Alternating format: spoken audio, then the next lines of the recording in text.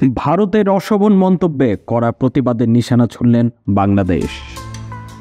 ভারতের ঝাড়খণ্ডে এক নির্বাচনী প্রচারণায় রাজ্যের কথিত বাংলাদেশি অনুপ্রবেশকারী নিয়ে বিস্ফোরক মন্তব্য করেন অমিত শাহ।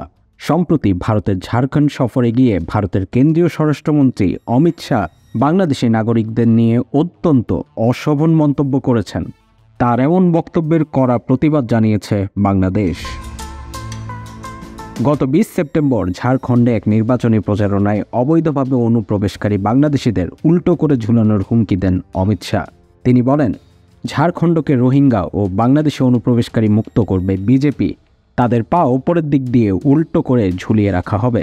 অমিত শাহ আরও বলেন, বাংলাদেশ থেকে অনুপ্রবেশের কারণে ঝাড়খণ্ডে জনমতি ধ্বংস হয়ে যাচ্ছে। ক্ষমতাসীন জেএমএম নেতৃত্বাধীন জোট সরকার অনুপ্রবেশকারীদের বিষয়ে নীরব, কারণ তারা তাদের ভোট ব্যাংক। এ সময় তিনি ভোটারদের উদ্দেশ্য করে বলেন, আপনারা যদি ঝাড়খণ্ডে সরকার পরিবর্তন করেন, অর্থাৎ বিজেপিকে ক্ষমতায় আনেন, তাহলে আমি প্রতিশ্রুতি দিচ্ছি ঝাড়খণ্ডে প্রত্যেক রোহিঙ্গা ও বাংলাদেশিদের ধরে ধরে বের করে দেওয়া হবে। অমিত শাহ আরও বলেন, কিসের জন্য পরিবর্তন? ঝাড়খণ্ডে মুখ্যমন্ত্রী বদলানো নয়, এমনকি বিজেপিকে ক্ষমতায় আনাও নয়। এই দুর্নীতিবাদ সরকারকে সরিয়ে দুর্নীতি দমন করতে পারে এমন একটি সরকার আনার জন্য পরিবর্তন করতে হবে।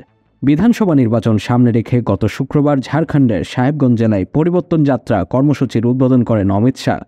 সেই সমাবেশে তিনি বলেন, এই পরিবর্তন যাত্রা আগামী 2 অক্টোবর পর্যন্ত রাজ্যের প্রতিটি গ্রামে গিয়ে পরিবর্তনের বার্তা দেবে। এদিকে ঢাকা মন্ত্রণালয়ের এক সংবাদ বিজ্ঞপ্তিতে জানানো হয়, শুক্রবার ভারতের ঝাড়খণ্ডের এক সভায় ভারতের কেন্দ্রীয় স্বরাষ্ট্রমন্ত্রী বাংলাদেশি নাগরিকদের নিয়ে অত্যন্ত অশোভন মন্তব্য করেছেন। তার এই মন্তব্যে ভারতের ডেপুটি হাই কমিশনারের কাছে হস্তান্তর করা এক প্রতিবাদ নোটে পররাষ্ট্র মন্ত্রণালয় ক্ষোভ ও অসন্তোষ প্রকাশ করেছে।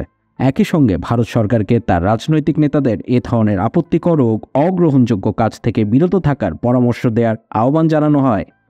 সেই সাথে বাংলাদেশি নাগরিকদের নিয়ে ভারতের কেন্দ্রীয় স্বরাষ্ট্রমন্ত্রী অমিত শাহ নিন্দনীয় বক্তব্যের বিরুদ্ধে কড়া প্রতিবাদ জানিয়েছে পররাষ্ট্র মন্ত্রণালয়।